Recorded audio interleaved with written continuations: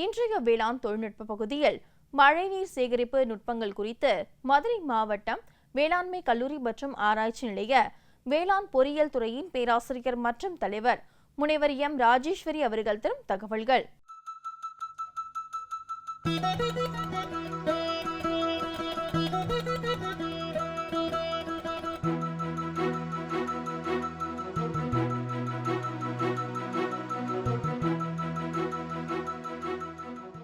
நீரின்றி அமையாது உலகு என்று வான்புகழ் திருவள்ளுவர் திருக்குறளில் குறிப்பிட்டுள்ளார். அத்தகைய சிறப்பு மிகுந்த மழை நீரை நாம் எவ்வாறு சேகரித்து விளைச்சலுக்கு பயன்படுத்தலாம் என்பதை பற்றி காண்போம். மழை நீரை சேகரிக்கும் முறைகளில் 3 வகையாக பிரிக்கலாம். ஒன்று, நிலத்தின் மேற்பரப்பில் சேமித்து வைத்தல். இரண்டாவது முறை, விளைச்சல் நிலங்களில் பெய்யும் இடத்திலேயே மழை நீரை சேமித்தல். மூன்றாவதாக, நிலத்தடி நீரை செறிவூட்டும் வரையில் நீரை சேமித்தல். இவற்றில் நில மேற்பரப்பில் சேமிக்கும் முறையானது பண்டைய காலத்திலேயே சிறு குளங்கள், கண்மாய் இல்லை ஏரிகள் வெட்டி நீரை சேமித்துள்ளனர். ஒவ்வொரு கிராமத்திலும் குடிநீருக்காக ஊரணிகள் அமைத்து அந்த நீரை குடிநீருக்காக பயன்படுத்தியுள்ளனர். பாசனத்திற்காக ஏரிகள் அமைத்து பெரிய நிலப்பரப்பில் நீரை சேமித்து ஏரிகள் அமைத்துள்ளனர். ஏரிகள் கிட்டத்தட்ட 2ஆம் நூற்றாண்டிலேயே மன்னர் ஆட்சி காலத்தில் அமைக்கப்பட்டுள்ளது. சோழ மற்றும் பாண்டிய மன்னர்கள் பல 100 ஏரிகளை அமைத்துள்ளனர். இந்த ஏரிகளில் தேக்கப்படும் நீர் பாசனத்திற்காக வேண்டி பயன்படுத்தப்பட்டுள்ளது. கல்லணை கூட சோழ மன்னர் கட்டி அது இன்றளவும் நிறைய நிலப்பரப்பில் பாசனத்திற்கு பயன்படுத்தப்படுகிறது. இவ்வகையில் ஏரி நீர்ப்பாசனத்தை 2 வகையாக பிரிக்கலாம். ஒன்று, சிஸ்டம் டேங்க்ஸ் அப்படின்னு சொல்லுவாங்க.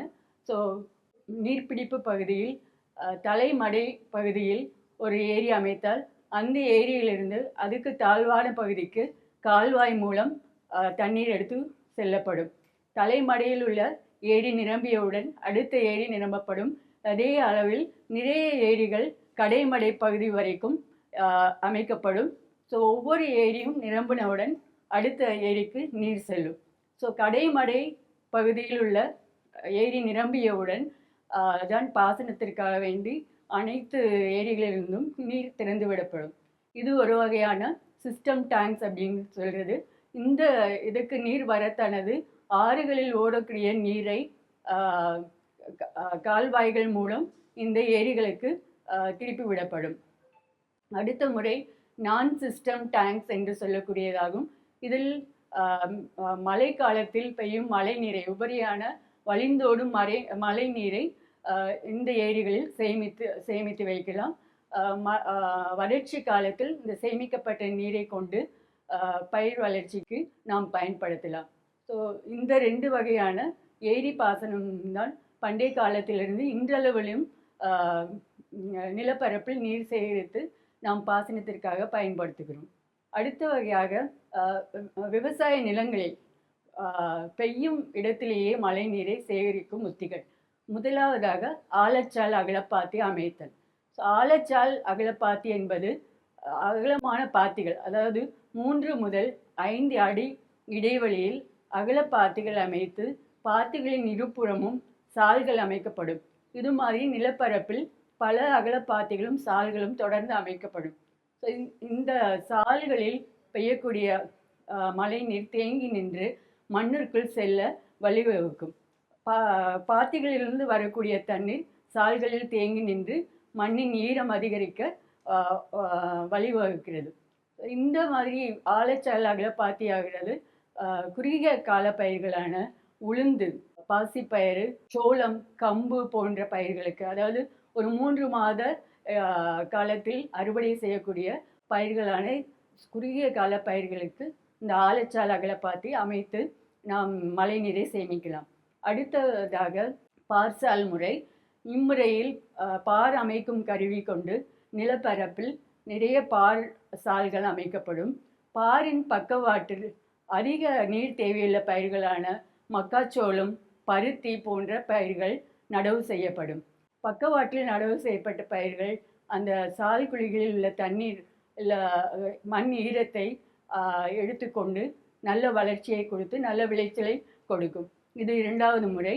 3வதாக குழிப்படுகைகள் அமைத்தல். குழிப்படுகைகள் படுகைகள் என்பது சிறு சிறு குழிகள் வந்து நிலத்தின் மேற்பரப்பில் ஒரு 3 அடி முதல் 4 அடி நீளமும் ஒரு அடி அகலமும் உள்ள குழிகள் வந்து நிலத்தின் மேற்பரப்பில் அமைக்கப்படும். இதுக்காக வேண்டி தனியாக கருவிகள் உள்ளன. இந்த குழிகளில் பெய்யும் மழை நீர் தேக்கி வைக்கப்பட்டு மண்ணிற்குள் சென்று மண் ஈரத்தை அதிகரிக்கும். ஸோ கருவிகள் அல்லாமல் குறைந்த செலவில் மழைநீரை சேமிப்பதற்கு வெட்டிவேர் போன்ற தாவரங்களை ஒரு அரணாக அமைக்கலாம். எங்கு விவசாயிகள் வந்து இந்த கருவிகள் அவங்களுக்கு கிடைக்கலையோ அந்த மாதிரி இடங்களில் குறைந்த செலவில் இந்த தாவரங்களை அமைக்கலாம். தாவர வகைகளில் கொழுக்கட்டை புல், எலுமிச்சை புல், வெட்டிவேர் புல் இவற்றை வந்து ஒரு அரண் மாதிரி அமைத்து நிலத்தின் சரிவுக்கு குறுக்காக இந்த அரண்களை அமைக்கலாம். இந்த தாவர அரண்கள் வந்து வழிந்து ஓடும் நீரின் வேகத்தை கட்டுப்படுத்தி மண்ணிற்குள் நீர் செல்லும் நேரத்தை அதிகப்படுத்துகிறது. அடுத்ததாக நிலத்தடி நீரை செறிவூட்டுதல். நிலத்தடி நீரை செறிவூட்டுதல் நிலத்தின் மேற்பரப்பில் உள்ள தண்ணீரை உபரியான அதிகமான தண்ணீரை நம் ஓடைகளில் செல்லக்கூடிய தண்ணீரை நாம் தடுப்பணைகள் அமைக்கலாம். தடுப்பணைகள் என்பது செக் டேம்ஸ் அப்படின்னு சொல்லுவாங்க. ஸோ இந்த ஓடைகளின் அளவுக்கு ஏற்ப நம்ம அந்த செக் டேமுடைய சைஸை வந்து கூட்டிக்கலாம், அதுக்கேற்ற மாதிரி அமைத்து கொள்ளலாம். இந்த செக் டேம்ஸ் அப்படிங்கிறது நம்ம கான்க்ரீட்டால் சிமெண்ட்டு, ஜல்லி, மணல் வச்சும் கட்டலாம். அதனுடைய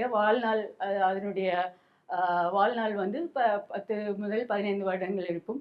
இது குறைந்த அளவில் பண செலவில் இந்த தடுப்பணைகள் அமைக்க வேண்டுமென்றால் கேபியான்ஸ் என்று சொல்லக்கூடிய கட்டமைப்பை நாம் பயன்படுத்தலாம்.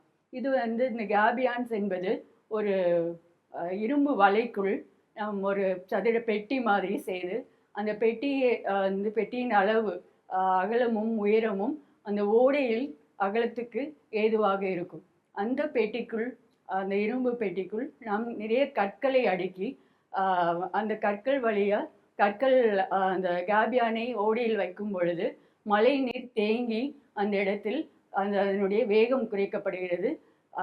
அந்த கற்களின் இடைவெளி வழியாக மழை நீர் கீழ்ப்பகுதிக்கு செல்ல வழிவகுக்கிறது. இந்த கேபியானுடைய இது குறைந்த செலவில் நம்ம வடிவமைக்கலாம். எங்கு வேண்டாலும் இந்த கேபியானை ஒரு இடத்திலிருந்து அடுத்த இடத்திற்கு நாம் கொண்டு செல்லலாம். அந்த வகையில் அதனுடைய பயன்பாடை நம்ம பயன்படுத்தி கொள்ளலாம்.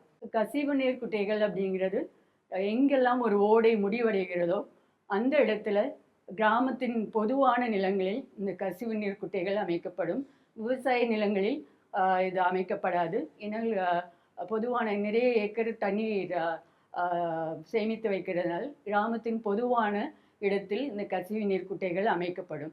இந்த கசிவு நீர் குட்டைகள் அமைப்பதற்கு முன் அந்த அமைக்கப்படும் இடம் வந்து நல்ல மழை நீரை வேகமாக கடத்தும் தன்மை உள்ள செம்மண் நிலங்கள் இல்லைன்னா மணல் சாரியான இடங்கள் இருந்தால் மழை நீர் நில மேற்பரப்பிலிருந்து உள்ளே ஊடுருவி செல்ல எளிதில் ஊடுருவி செல்லும். ஸோ அத்தகைய வகையில் நாம் வந்து அந்த இடத்தை தேர்வு செய்ய வேண்டும். இந்த கசிவு நீர் குட்டைகளில் மழை நீர் தேக்கப்பட்டு இதன் முக்கியமான பயன்பாடு நிலத்தடி நீரை செறிவூட்டுதல். ஸோ இந்த கசிவு நீர் குட்டைகளிலிருந்து கீழ்ப்புறம் இல்லை சுற்றி உள்ள கிணறுகளில் நிலத்தடி நீர் மட்டம் அதிகமாக காணப்படும். இந்த குட்டைகளில் ஓரியுள்ள தண்ணீர் நிலத்தடிக்குள் செல்லும் பொழுது அருகில் உள்ள கிணற்றுகளில் நிலத்தடி நீர் மட்டம் உயர வழிவகுக்கிறது. ஸோ எங்கெல்லாம் கிணறுகள் இருக்கிறதோ அதன் மேற்புறத்தில் நம்ம இந்த கசிவு நீர் குட்டைகளை அமைக்கலாம்.